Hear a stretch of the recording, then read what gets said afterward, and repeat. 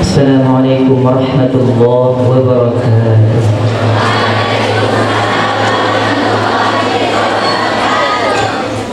Assalamualaikum warahmatullahi wabarakatuh. Assalamualaikum Assalamualaikum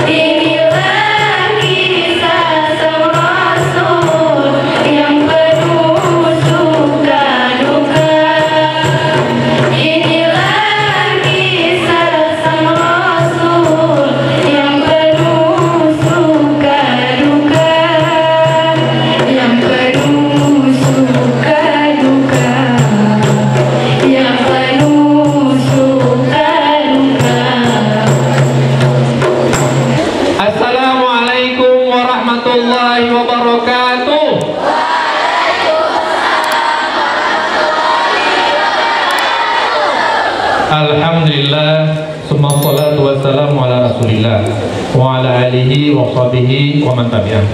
Allahumma wa salli wa sallim wa barik ala Muhammadin fil awalina wal akhirin wa ba'd. Pertama sekali kita memuji Allah Subhanahu wa taala, senantiasa bersyukur atas kudrah dan hidayahnya sehingga kita bisa berhadir semuanya di tempat yang berbahagia ini.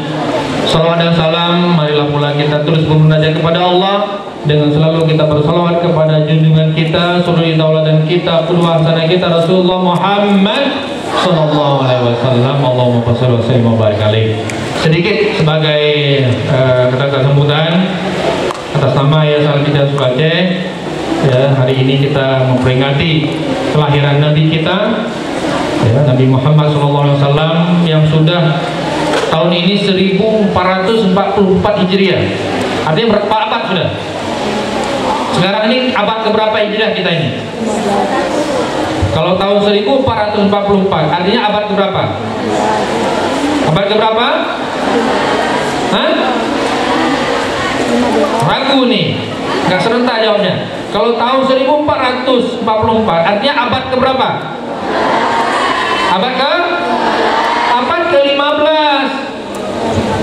Ini nggak belajar di abad. Kalau abad ke-1, abad kedua, Rasulullah lahir abad keberapa Masehi? Abad keberapa? Karena lahirnya tahun, Rasulullah lahir tahun, namanya abad gajah. Tahun berapa Masehi lahirnya Rasulullah? Tahun 571 Masehi. Itu namanya abad. Itu jadi pelajaran matematik Ustaz. Nanti lah itu sama guru kalian ya.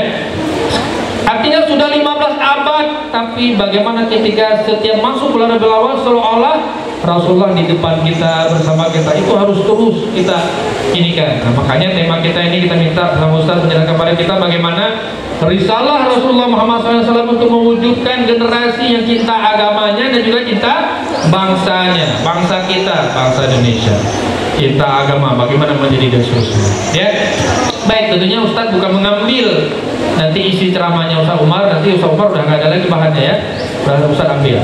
Ustaz kata sambutan seperti tadi. Jadi kita memperingati setiap tahun, tapi nanti yang disampaikan oleh Ustaz ini jangan hanya sekadar ceramah kemudian masuk ke dalam kepala kita kemudian tersimpan, tapi bagaimana kita menjadikan diri kita menjadi generasi kita paham agama kita, kemudian kita mencintai dan menjaga negara kita ini dari berbagai ya bentuk-bentuk ya perusakan, terutama perusakan akhlak. Nah, ini akhlak di generasi kita sekarang ini sangat membutuhkan terus ya kita meminta pada guru-guru kita, usaha itu bagaimana menasihati kita supaya kita terus bisa kuat untuk menghadapi tantangan zaman ini. Baik, demikian saya akhiri bila tiba hidayah wa afu minkum. Wassalamualaikum warahmatullahi wabarakatuh.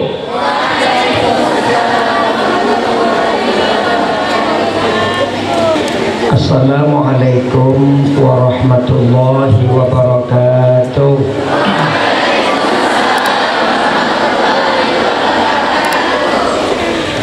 Alhamdulillah alladzi arsala rasulahu rahmatan lil alamin. Ashhadu an la ilaha illallah wahdahu la syarika lah, al-malikul haqqul mubin, wa ashhadu anna Muhammadan abduhu wa rasuluh dzul qalbir rahim wal khuluqil azim wa sayyidil anbiya'i wal mursalin. Allahumma salli wa sallim wa barik ala abdika wa rasulika sayyidina Muhammadin wa ala alihi wa ashabihi ajma'in. Amma ba'du, fayaqulu Allah subhanahu wa ta'ala fil Qur'anil Karim wa huwa asdaqul qailin. A'udzu billahi minasy syaithanir rajim. Bismillahirrahmanirrahim. Laqad kana lakum fi rasulillahi uswatun hasanah liman kana yarjullaha wal yawmal akhir wa dzakarallaha katsiran. Wa qala aidan wa ma arsalnaka illa rahmatan lil alamin.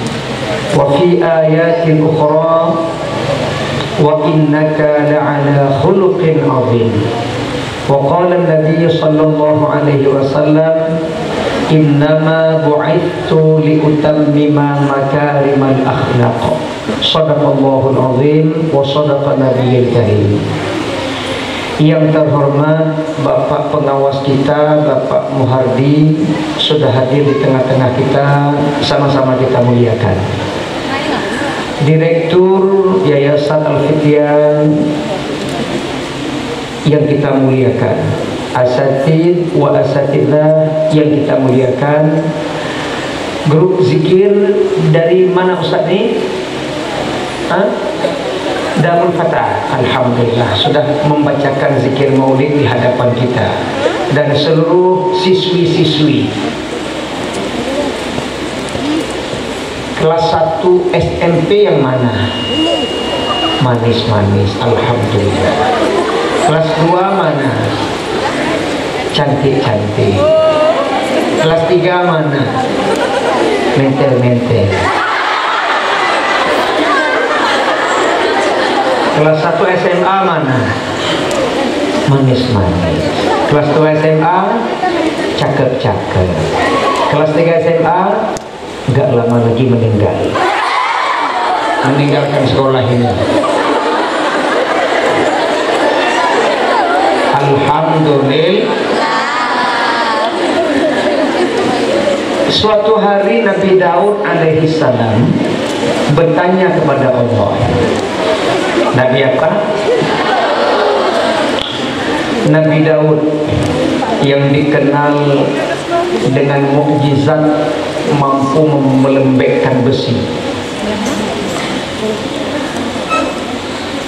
Apalagi mukjizat Nabi Daud? Suaranya begitu merdu. Burung sedang terbang jatuh mendengarkan lantunan suara Nabi Daud. Gak jauh beda dengan suara Ustaz.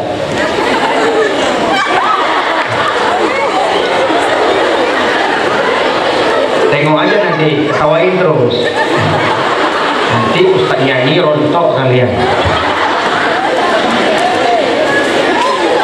Nabi Daud suatu hari bertanya kepada Allah, Ya Rabbi, hal bata ahadin min khalqika laylatu atulu dzikran laka minni. Nabi Daud tanya sama Allah, hal, kalimat istifham, hal bata ahadin min khalqika laylatu atulu dzikran laka minni. Ya Allah, apakah ada salah satu makhlukmu di malam hari berzikir kepadamu lebih panjang daripada zikirku? Nabi Daud panjang zikirnya, banyak zikirnya, terlebih di malam hari. Beliau minta tandingan. Ya Allah, tunjukkan kepadaku salah satu makhlukmu yang bisa melawan aku berzikir di malam hari lebih panjang daripada zikirku. Ada tidak? Daud tanya sama siapa? Allah jawab melalui malaikat Jibril, Naam. Apa arti Naam? Ya, maknanya ada. Ada Daud, bukan kamu aja panjang zikir, masih ada makhluk lain yang lebih panjang zikirnya daripada kamu. Terkejut Nabi Daud. Ada. Enggak ada. Tanya lagi Nabi Daud, Man ya Allah? Siapa ya Allah? Allah jawab melalui malaikat Jibril, Ad-Dafda, kodok. Difdah itu kodok. Siapa? Allah memperbandingkan Nabi Daud masalah zikir dengan kodok. Yang kodok itu kita pandang makhluk menjijikkan. Kodok menjijikkan di mata kita. Kalau sempat kodok masuk ke rumah kita, kita sapu sampai menggelabui. Coba kalau ada kodok masuk rumah kita, geli nggak? Geli, apalagi model kodok yang kulitnya seperti jeruk perut, menggerut-gerut. Kalau sempat masuk ke rumah kita, kita sapu menggelabui. Boleh saja di mata kita jijik, di mata Allah mulia. Daud Nabi Daud saja kalah zikirnya dengan kodok, apalagi anak Al-Fityan yang malas zikir, malas berdoa, mulut gak pernah dibasahi dengan zikir. Jauh lebih mulia kodok. Kodok binatang tapi setiap hari berzikir kepada Allah. Nanti adik-adik coba bikin penelitian sekali, cari kodok sedang berdiri, coba tengok dia. Kodok sedang berdiri, tenggorokannya goyang. Betul tidak? Nah, tengoklah. Goyang kodok tenggorokannya, goyang. Itu goyangnya itu zikir. Tengok lagi ketika hujan lebat turun, air tergenang, kodok bersuara. Yang kita merasa terganggu dengan suara dia, nak nyenyak tidur kita. Apa suaranya? Tabuh mo enam, tabuh mo enam, tabuh mo enam, tabuh mo enam. Itu zikir kodok. Zikir kok. Kita nggak tahu arti. Maka panjangnya zikir kodok mengalahkan zikir Nabi Daud. Maka jangan pernah kita merasa sombong. Saya paling banyak baca Quran, saya paling rajin ibadah, saya paling khusyuk, saya paling alim, saya paling cantik, saya paling kaya, saya paling seksi. Sorry. Orang sombong itu tidak boleh masuk syurga. Innallaha harramal jannata man kana fi qalbihi mithqala dzarratin min kibrin. Sesungguhnya Allah mengharamkan barang siapa yang dalam dirinya ada kesombongan untuk masuk surga, walau sombongnya sebesar biji zarrah. Biji zarrah kecil apa besar? Ukuran terkecil yang diambil itu. Nggak boleh sombong kita. Walaupun orang tua kita kaya, walaupun kita rumah besar, mobil mewah, kita cantik, nggak boleh sombong. Sombong tidak boleh masuk surga. Maka Nabi Daud merasa berzikir panjang, hanya tanya, ingin tahu kodok perbandingannya. Kodok bahasa Indonesia, canggu bahasa Aceh, katak bahasa sadis. Katak bahasa sadis. Kenapa sadis? Katak. Gaya sadis ya, gitu. Ustaz-ustazah yang saya hormati. Lalu Nabi Daud tanya lagi. Ya Rabbi, kaifa atiqu syukruk? Wahai Allah, bagaimanakah seharusnya saya bersyukur kepadamu? Pertanyaan itu bukan Nabi Daud bodoh nggak pandai syukur. Nikmat begitu banyak Engkau berikan ya Allah, saya masih kurang bersyukur. Bagaimana saya bersyukur kepadamu ya Allah? Nabi Daud itu nabi kaya deh. Beliau pemimpin, beliau kaya, berhasil mendidik anaknya, lebih kaya daripada Nabi Daud. Siapa dia? Nabi Sulaiman alaihissalam. Nabi Sulaiman mengalahkan ayahnya persoalan kaya. Berarti Nabi Daud termasuk orang tua yang sukses mendidik anaknya, karena lebih kaya daripada Nabi Daud sendiri. Maka orang tua yang sukses adalah orang tua yang berhasil mendidik anaknya di atas orang tuanya lagi. Kalau bapak kita nggak bisa hafal Quran, kalian sudah bisa hafal Quran 1, 2, 3 sampai 30 juz, orang tua kalian sukses, bukan kalian yang sukses. Orang tua kita yang sukses mendidik kita. Berarti kita di sini ingin menyukseskan orang tua. Paham? Kalian bersabar sekolah, bersabar mondok, ingin menyukseskan orang tua. Biar orang tua kita sukses dunia akhirat. Nabi Daud sukses mendidik anaknya, lebih kaya daripada Nabi Daud. Maka Sulaiman itu kaya, sukses mensukseskan orang tuanya. Nah, adik-adik yang berbahagia, bagaimana saya bersyukur? Itu Nabi tanya kayak gitu, apalagi kita. Nabi sudah ahli surga, Nabi sudah pandai bersyukur, tapi masih tanya bagaimana cara bersyukur. Maka adik-adik yang berbahagia, selalu 24 jam kita syukuri nikmat-nikmat Allah Subhanahu wa ta'ala. Dengan cara bagaimana? Ibadah yang paling penting sholat. Nah, kita coba apakah sebelah sini yang pintar persoalan sholat, kita tes. So cara belah kita tes.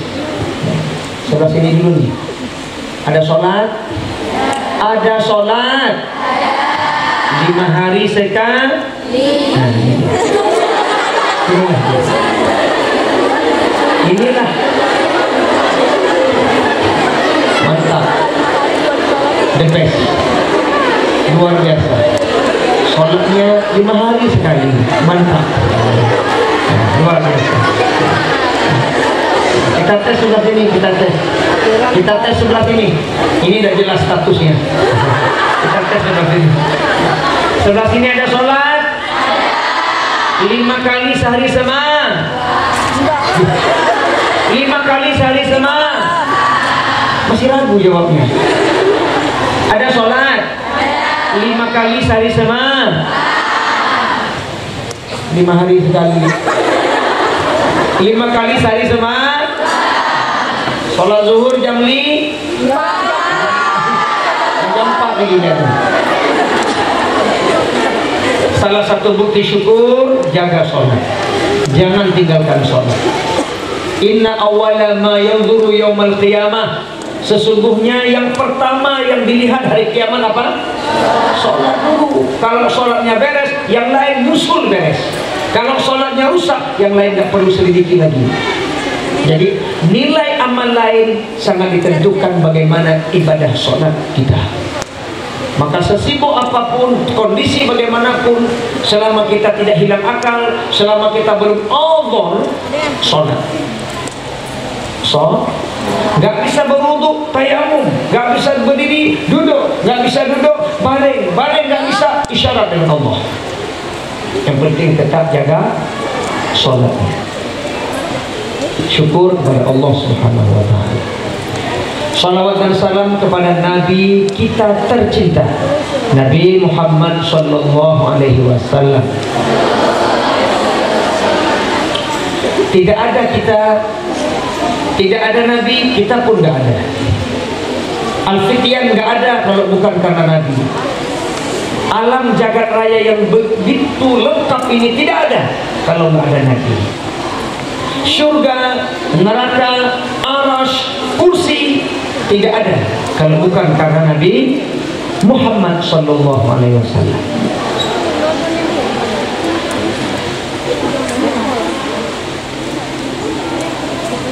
Adik-adik sekalian yang berbahagia, ketika Allah menciptakan Nabi Adam alaihissalam di dalam surga itu rumah Nabi Adam. Rumahnya begitu besar, sejauh mata memandang, lengkap dengan fasilitas, serba ada, serba lengkap. Namanya surga. Tapi satu yang gak ada. Apa itu? Penghangat di kala dingin, selimut di kala malam, tempat curhat isi hati untuk mengungkapkan rasa rindu yang gak ada. Siapa dia? Istri tercinta.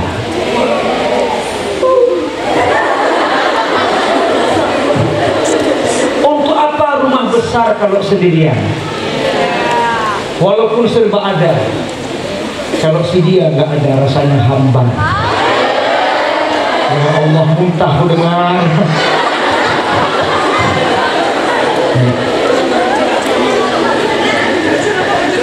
Lalu datanglah sebagai sampel, contoh, hadirlah di depan Nabi Adam alaihissalam sepasang burung yang sedang bersenda gurau, saling colek sana colek sini, saling berbisik mereka berdua. Adam tengok aja, kapan diriku akan seperti itu? Isi hati Nabi Adam Allah tahu. Allah tahu isi hati manusia walau belum terungkap. Yang sekarang kalian duduk itu, Allah tahu isi hati kita. Allah tahu pula ketika Adam dalam surga apa maunya Adam. Lalu Allah penuhi maunya Adam. Diambillah tulang rusuk sebelah kiri bagian atas Adam, diambil oleh Allah, diciptakan bernama Siti. Begitu ada di depan Siti Hawa di depan Nabi Adam, terkejut Adam. Wow, mantap. Ya Allah, ya Adam itu, ini iya. Langsung Adam hendak merangkul, memeluk karena nafsunya. Lalu Allah tegur, Adam, stop dulu. Ayo. Adam, stop dulu. Nggak boleh. Nggak boleh. Nggak boleh. Ya Allah, nggak boleh. Tapi nggak boleh. Stop. Nikah dulu. Nikah. Bayar mahar Adam. Nikah mahar. Maharnya apa ya Allah? Salawat untuk Nabi Muhammad sallallahu alaihi wasallam. Maka Adam dan Hawa nikahnya salawat. Maka adik-adik yang berbahagia, ustaz-ustazah, dalam Islam mahar tidak boleh tinggi-tinggi. Tidak boleh ustazah. Ustazah nggak boleh. Bilang sama bunda ya ustazah ya. Ustaz, kalau ada pasangan kita minta mahar tinggi-tinggi, tinggalin. Islam tidak boleh mahar-mahar. Mahal-mahar. Nggak boleh mahal-mahal. Kecuali kalau ustaz mampu silakan. Tapi yang penting jangan dipaksakan. Tapi kalau itu barunya mampu, kenapa tidak? Kita seringkali membanding-bandingkan mahar sama anak gadis tetangga. Anak tetangga wajarlah tinggi mahar. Kenapa? Bibirnya mungil, hidungnya mancung, kulitnya putih, matanya sipit, mirip Ahok.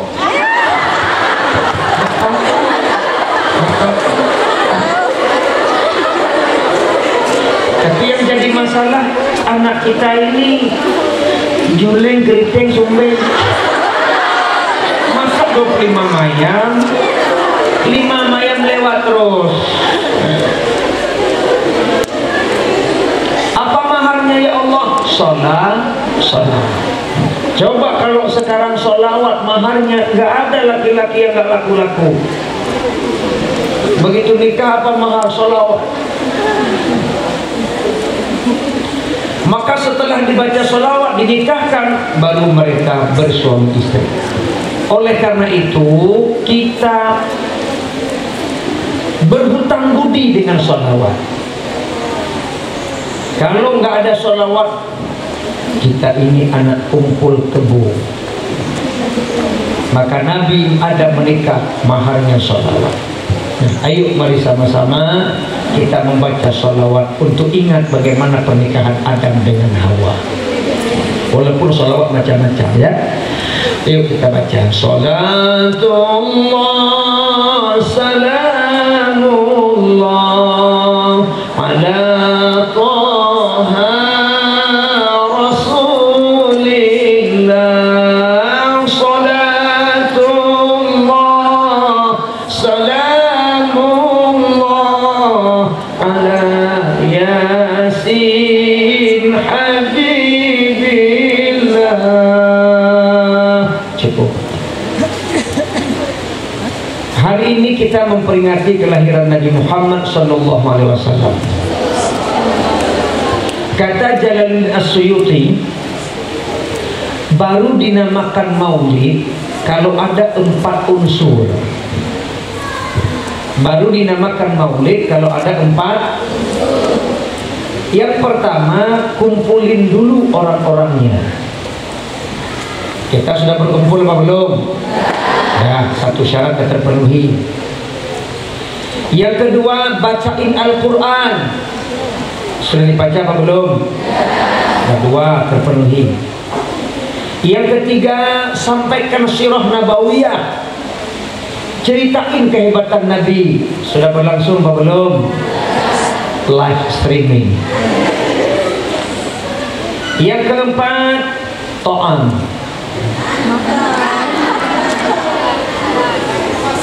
Lagi dimasak. Ada kan? Ragu kayaknya. Udah, mana wow. Ada makan-makan? Ada, insya Allah. Sudah memenuhi syarat. Sudah memenuhi syarat. Nah, sekarang kita sedang berlangsung. Ceritakan kehebatan Nabi. Ceritakan Nabi Muhammad dari lahir sampai meninggal. Agar tidak menyalahi syarat, dengarkan saya ceritakan dari lahir sampai meninggal. Dikala Nabi umur 2 bulan dalam kandungan, meninggal ayahnya. Ayahnya bernama Abdullah bin Abdul Muttalib. Nabi 2 bulan dalam kandungan ditinggalkan oleh ayahandanya. Anak mana yang tidak bergelimang air mata saat lahir, tidak pernah menatap wajah ayahnya? Pasti sedih. Kalian lumayan waktu lahir ada ayah di samping. Ayah kalian kumisnya setebal kumis Pak Raden. Saat lahir pertama nangis biasa, tengok ayah menjerit.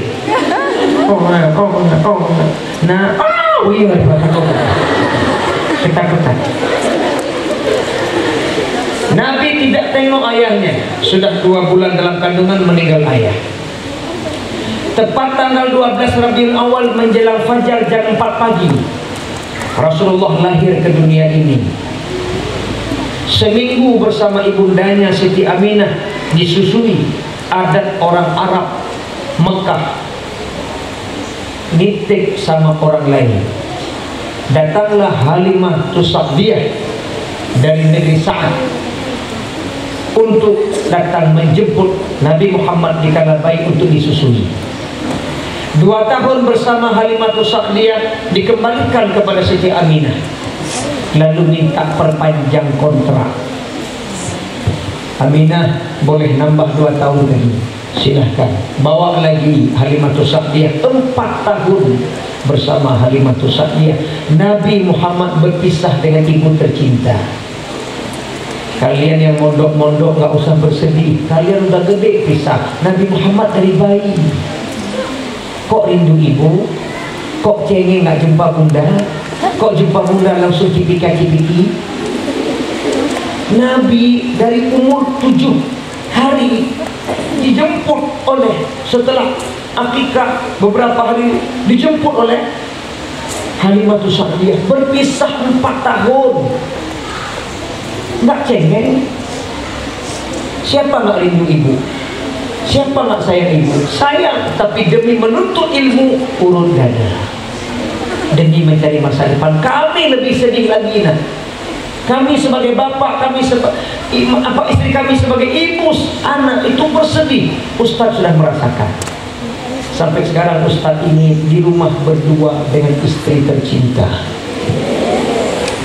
Anak di pesantren Umar Dia, satu ke Mesir, lagi ambil S1 Al-Azhar. Kami berdua demi anak rela tahan air mata. Saat anak pertama kami didik pesantren, anak pertama tamat MIN masuk ke sana, belum bisa ngatur diri sendiri tapi tidak berpisah.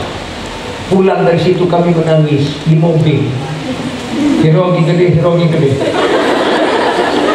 Begitu saling tengok, mata ada bengkak. Ada bengkak mana? Berpisah. Di pesantren saya tahu. Sampai sekarang berdua. Kami rindu sama kalian. Darah daging kami yang kami lahirkan dengan penuh perjuangan. Kami besarkan. Enggak rela seekor nyamuk gigit anak kami. Tapi harus berpisah demi untuk bermujahadah kepada Allah, nuntut ilmu. Untuk apa anak diketiak orang tua kalau masa depannya tidak terjamin? Biarlah kami lepaskan dia terbang mencari ilmu. Kami meninggal, ada yang doakan kami dikala kami dikubur. Kalian juga sama rindu sama kami. Urut dada, urut dada. Nabi berpisah 4 tahun dengan ibunya. Kita sudah gede itu berpisah. Tak terbayang rintihan tangismu di saat melahirkanku. Betapa besar pengorbananmu, kasih sayangmu padaku. Oh ibu, belayanmu aku rindu. Boleh sekali lagi? Ayo sama-sama, sama-sama bikin dong. Tak terbayang rintihan tangismu di saat melahirkanku. Betapa besar pengorbananmu, kasih sayangmu padaku. Oh ibu, belayanmu aku rindu. Tadi udah saya bilang kan suara saya kayak mana kan? Nangis kita ya. 4 tahun bersama Halimatus dikembalikan. 2 tahun bersama ibunya, lalu ziarah ke makam ayahnya. Setelah ziarah balik, di tengah perjalanan meninggal ibundanya, diantarkanlah oleh Ummu Aiman, budak Siti Aminah. 2 tahun bersama Abdul Muthalib, umur Nabi 8 tahun meninggal pula Abdul Muthalib, dan dititipkan kepada pamannya bernama Abu Talib, sampai menikah dengan Siti Khadijah. Meninggal Siti Khadijah, lalu meninggal pula pamannya. Umur Nabi sebelum meninggal Siti Khadijah ayahanda 39 tahun 6 bulan bertahanus bersemedi di dalam gua Hira. Umur 40 tahun diangkat menjadi Rasul, dan umur 53 tahun hijrah ke Madinah. Disambut oleh orang Madinah, si putih tua muda, laki perempuan besar kecil, dengan pegang rapai rebana. Dengan menggunakan rebana, ada yang naik di atas pohon korma melihat dari jauh kedatangan sosok mulia. Mereka bersenandung. Apa senandungnya?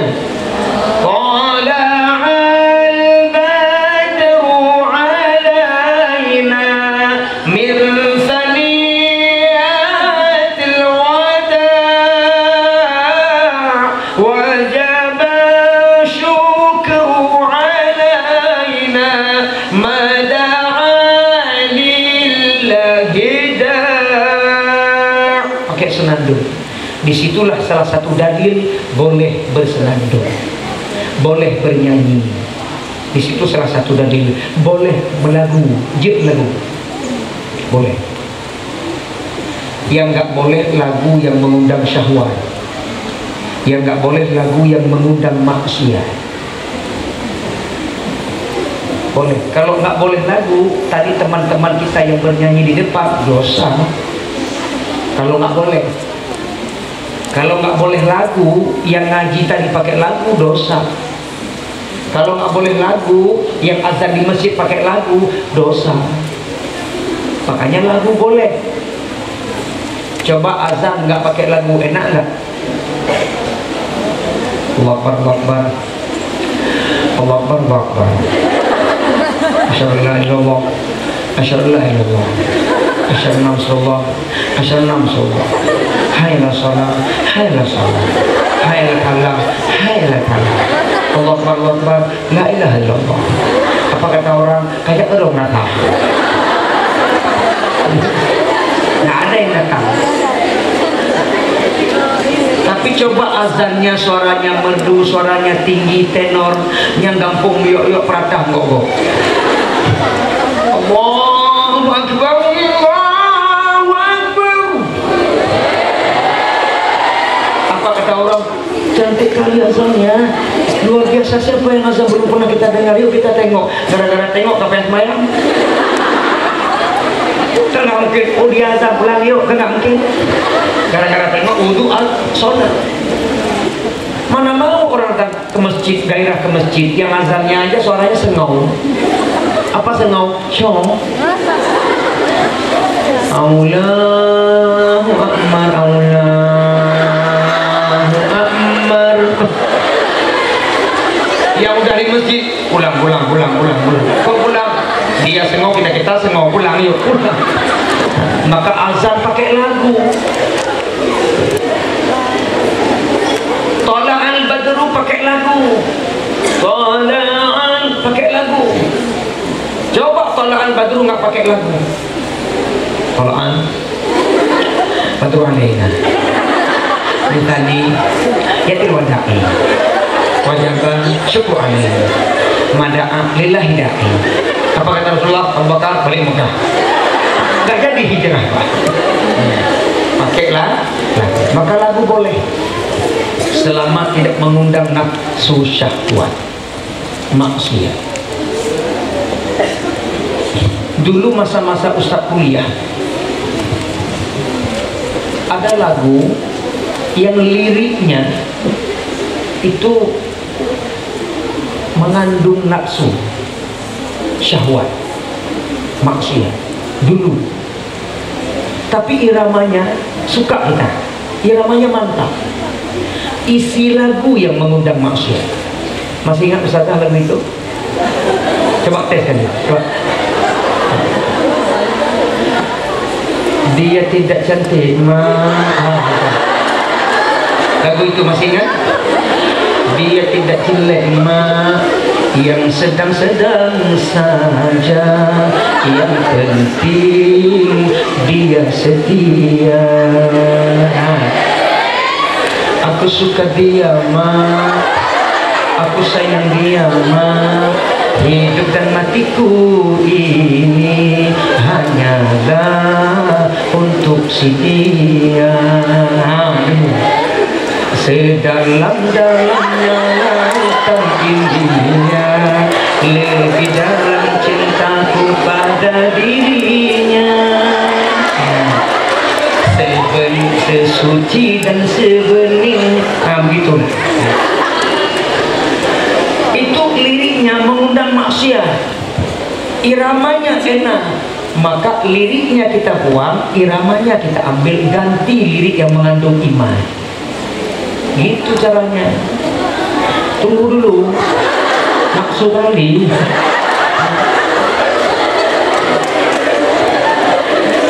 Dunia sandiwara dunia sementara yang kekal dan abadi hanyalah akhirat saja. Aku suka dia, aku sayang dia, hidup dan matiku ini hanyalah untukmu ilahi. Sedalam-dalamnya lautan India, lebih dalam cintaku padamu Allah. Sesuci dan sebeningnya embun pagi, lebih suci cintaku padamu Allah. Dia nomor satu di hatiku, dia nomor satu di jiwaku. Abah tuh.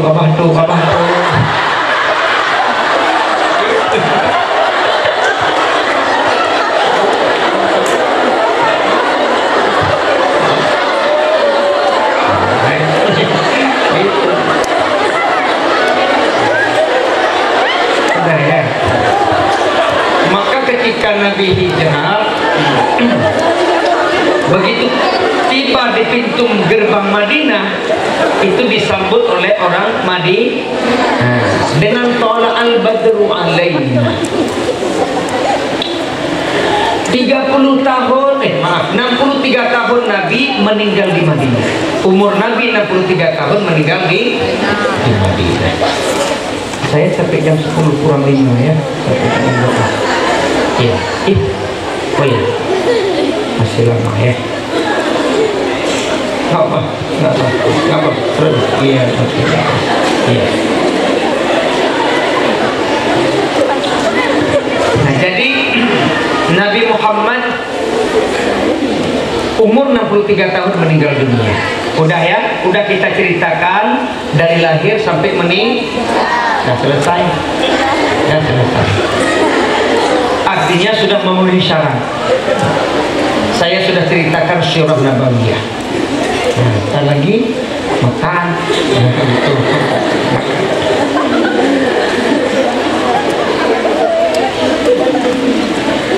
23 tahun Nabi Muhammad berhasil merubah peradaban Jazirah Arab. 23 tahun Nabi berhasil merubah Jazirah Arab dari tidak beradab menjadi berperadaban. Dari jahiliyah, bukan jahiliyah bodoh, mereka nggak bodoh. Jangan bilang-bilang orang Arab bodoh, nggak bodoh. Jahiliyah itu bukan bodoh, tapi akidahnya. Bukan ilmunya yang bodoh, akidahnya yang bodoh. Masih suka buat patung nyembah, bodoh. Bikin kayu ukir jadi berhala, sembah sendiri. Bikin sendiri, nyembah sendiri. Bikin patung pandai, berarti ilmunya pandai. Nyembahnya, akidahnya yang rusak. Rasul berhasil merubah akidah. 13 tahun merubah akidah di Mekah, 10 tahun merubah fisik. Wa amalun bil arkan. Fisiknya untuk beribadah kepada Allah. Di Mekah merubah hati, di Madinah merubah jasad. Maka hadis pertama ketika beliau hijrah ke Madinah itu memanggil ya ayuhan nas, silu arham, sallu niyam. Jadi ketika beliau sampai ke Madinah itu menyuruh untuk silaturahim, berarti fisik. Sampai di Madinah beliau menyuruh untuk sholat malam, berarti fisik. Tetapi ketika di Mekah beliau lebih kepada pemantapan iman. Karena bicara hati, bicara iman. Aqdum bil qalbi, iktikad dengan hati. Nah, gitu. Pertanyaan saya, mana lebih lama proses memperbaiki hati daripada memperbaiki jasad? Hati. Kalau jasad itu gampang perbaiki. Gigi copot, ada palsu, selesai. Muka jerawatan, ada skincare biar glowing. Anehnya muka glowing, telapak tangan black. Ada kayak gitu. Begitu kita lihat di lampu merah pegang wajahnya putih, begitu saya lihat Stio dia pegang hitam kok. Akhirnya Ustaz terpaksa diperbandingkan, kalau muka putih hitam, tambah kita pakai hitam juga. Nah, jadi memperbaiki hati itu susah. Makanya ada pepatah kesehatan, di dalam jiwa yang sehat terdapat tubuh yang sehat. Jadi sehat tubuh karena jiwanya sehat. Kata Nabi itu ilmu kesehatan. Kalau kata Rasul, ala inna fil jasadi mudghah, fa idza saluhat saluhal jasadu kullu, wa idza fasadat fasadal jasadu kullu, ala wahiyal qalbu. Ketahuilah sesungguhnya dalam jasad ada segumpal daging. Maka jika daging itu baik, baiklah seluruh anggota tubuh. Dan apabila daging itu rusak, busuk, jelek, maka jeleklah seluruh anggota tubuh. Ketahuilah dia adalah hati. Betapa banyak di antara kita tubuhnya cantik, seksi, semampai, lengkap, sempurna tubuhnya, tapi hatinya sebusuk bangkai. Makanya ustaz-ustaz saya yang saya muliakan, kalau memilih jodoh jangan lihat luarnya. Untuk apa dia gaya ngomong lidah keluar masuk, bibir selalu basah? Bang,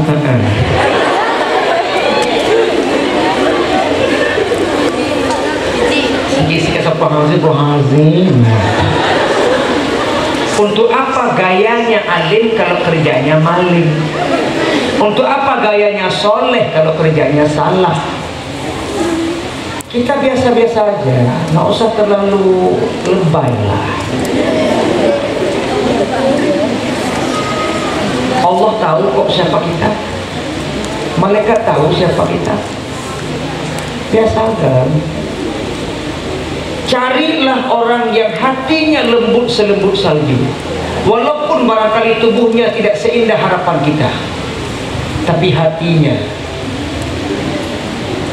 Maka kehebatan seseorang bukan luarnya, tapi di sini dilihat oleh Allah.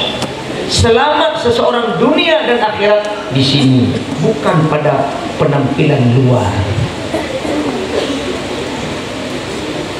La fadla li arabiyyin wa la ajamiyyin illa bittaqwa. Enggak ada beda orang Arab sama orang non Arab kecuali pada takwa. Dan takwa itu hahuna. Di mana takwa? Di dalam dada kita, hati kita. Paham adik-adik semua? Halo, paham? Nanti kalian tumbuh jadi anak-anak yang berakhlak. Karena akhlak letaknya di sini, nak. Letaknya di sini. Maka Allah mengatakan, wa innaka la'ala khuluqin azim. Sesungguhnya engkau Muhammad mempunyai akhlak yang agung. Tolong garis bawahi. Nah, Allah tidak mengatakan wa innaka la'ala khuluqil karim. Enggak ada. Wa innaka la'ala khuluqil hasan. Enggak. Tapi Allah katakan wa innaka la'ala khuluqin azim. Yang azim itulah milik Rasulullah. Silakan Bapak Tanangin, Bapak Polsek. Ya.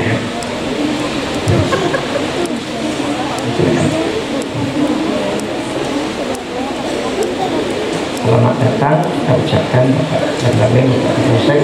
Silakan. Ya, kita ulang sekali lagi. Untuk Nabi Muhammad Allah mengatakan akhlak agung. Untuk kita dinamakan akhlak karim. Untuk kita dinamakan akhlak hasan. Sedangkan untuk Nabi, wa innaka la'ala khuluqin azim. Kenapa untuk Nabi azim? Akhlak beliau kita manusia biasa nggak sanggup terjangkau. Nggak sanggup. Hanya Nabi yang azim. Ustaz kasih contoh.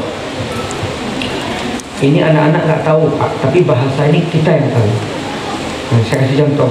Kalau itu anaknya hidup dulu. Tengok bentar lagi. Ada pasangan suami istri tanya sama Rasul. Suami istri ini tanya sama Rasul, ya Rasulullah, apakah di bulan Ramadan kami suami istri, mohon maaf, berciuman suami istri di bulan Ramadan kan halal, batal nggak ya Rasul?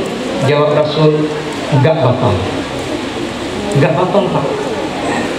Ada hadis satu lagi, sama pertanyaannya, tapi jawabannya batal. Ya Rasulullah, apakah kami suami istri berciuman batal? Batal. Kan heran kita, satu hadis mengatakan nggak batal, pertanyaannya sama. Hadis yang lain batal, hadisnya sama. Kenapa kok kayak itu Nabi kok pelin-pelan 3A 3B? Kenapa? Rupanya begitu kita teliti, kenapa jawabannya berbeda, yang nanya juga beda. Pertanyaan pertama tidak batal. Yang nanyanya suaminya umur 89 tahun, istrinya 75, maka nggak batal. Kenapa? Pasangan ini disebut dengan perjuangan hidup. Iya. Nggak usah saya lanjutkan, bahaya. Pertanyaan satu lagi, batal. Kenapa batal? Yang nanyanya istrinya umur 25, suaminya umur 30. Pasangan ini dinamakan pandangan hidup. Hanya mandang langsung hidup. Begitu. Nah, subhanallah, masya Allah, bukan subhanallah, masya Allah, jawaban Nabi luar biasa agung akhlaknya. Saya kasih contoh lain akhlak agung, nggak sanggup terjangkau kita ini. Lanjut. Suatu hari Nabi bersama sahabat, sahabat itu ahlu sufah. Ahlu sufah itu orang miskin dan kurus-kurus. Bersama Nabi di rumah Rasulullah ada yang antar daging onta. Jadi Nabi di rumah bersama sahabat ahlu sufah ada yang antar daging onta yang sudah dimasak. Dihidang untuk Nabi, disuruh makan. Rasulullah kalau sudah ada hidangan begitu tidak sendiri, beliau makan, beliau bagi sama ahlu sufah yang kurus-kurus, yang miskin-miskin itu. Lagi enak makan, tiba-tiba salah seorang sahabat buang angin. Coba bayangkan, lagi enak makan tiba-tiba buang angin. Perlu Bapak Ibu ketahui, adik-adik semua, gaya buang angin orang gemuk sama kurus beda.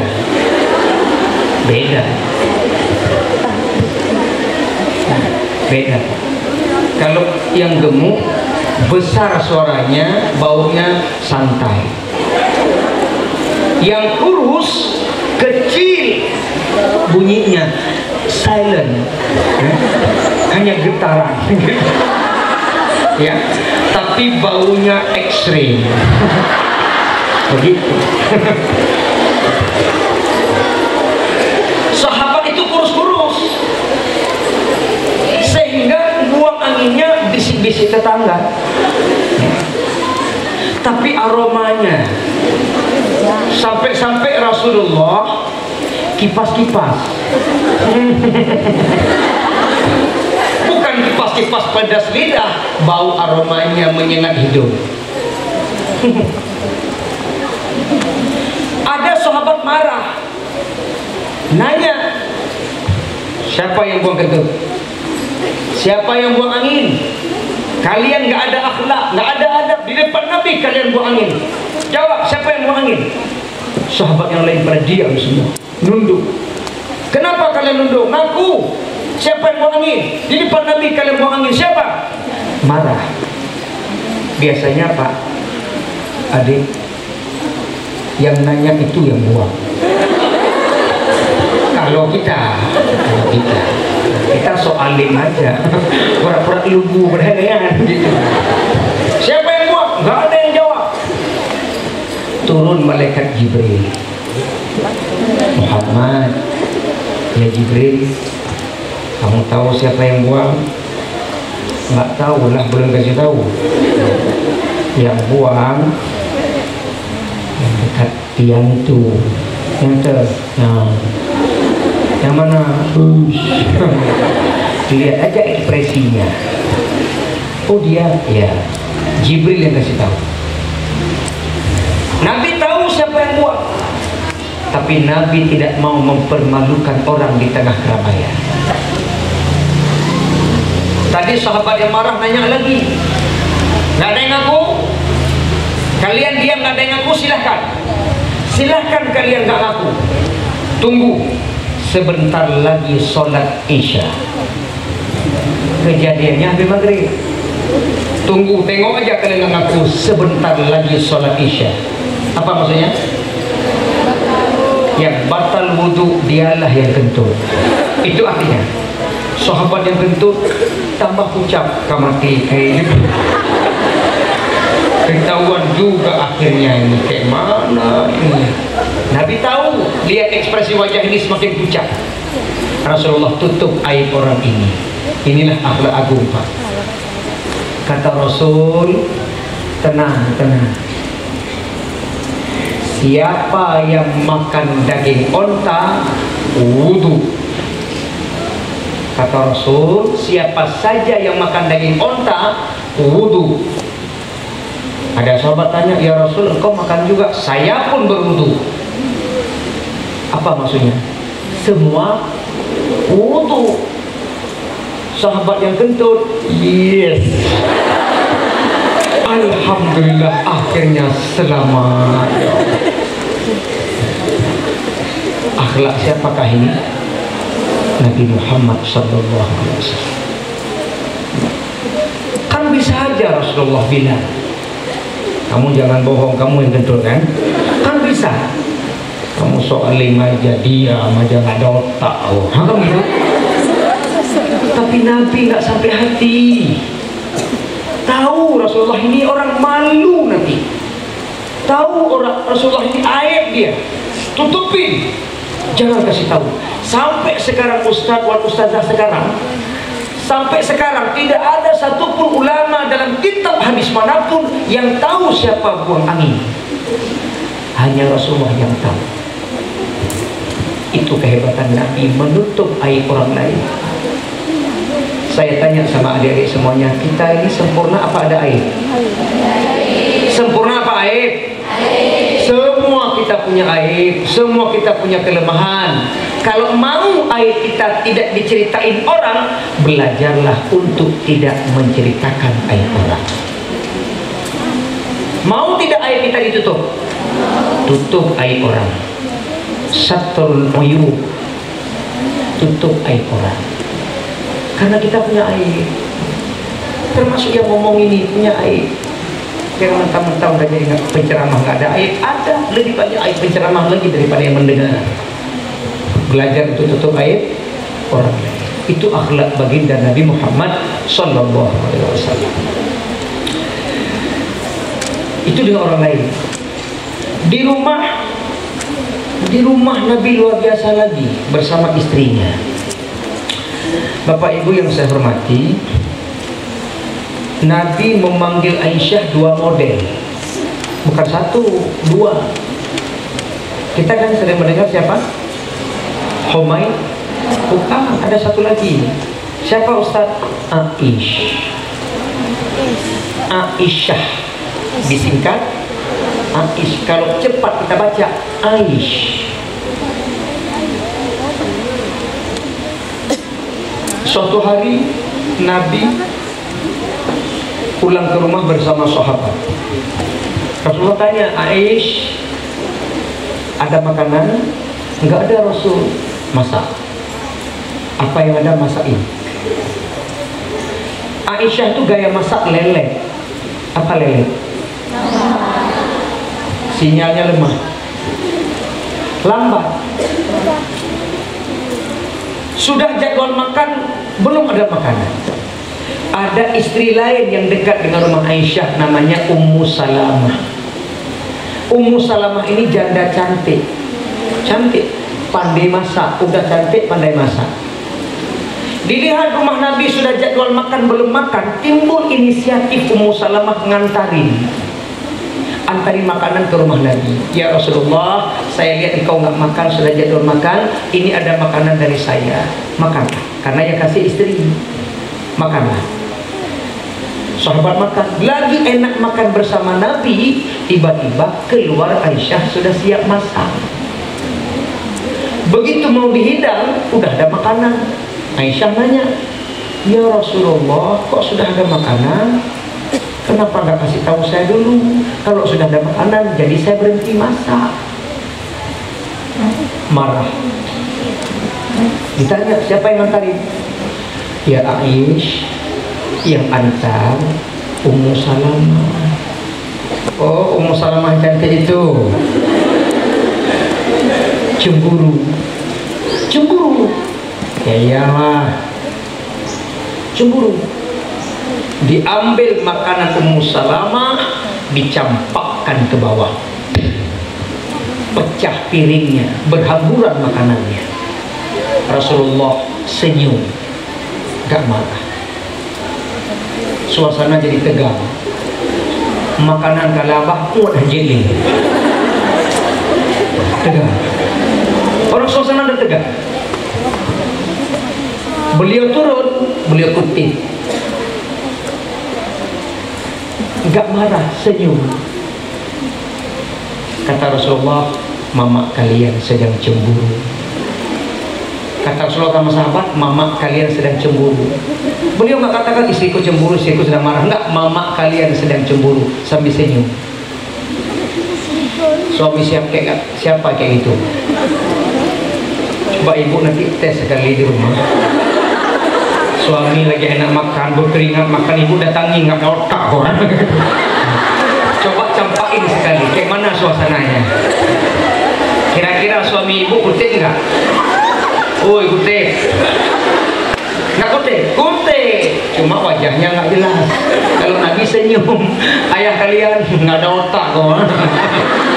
Tunggu ntar lagi. Pulang sahabat kucekek kok. Pasti. Tapi Nabi senyum. Nabi senyum. Begitu sahabat pulang, Rasulullah dekati Aisyah.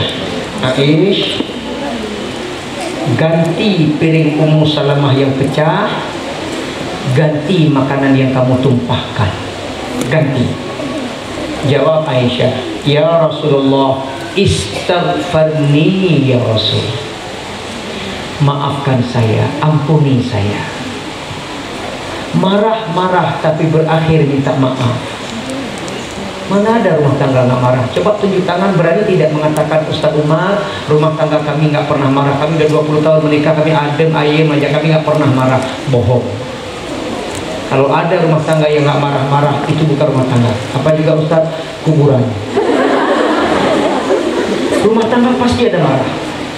Cuma pandai-pandai memanage marah itu, mengendalikan. Nabi marah sama Aisyah, berakhir minta maaf. Kita marah sama istri sama suami, berakhir mahkamah syariah. Itu aja bedanya. Nabi marah, tapi beliau minta, Aisyah minta maaf, beliau maafkan. Ekspresinya tetap senyum.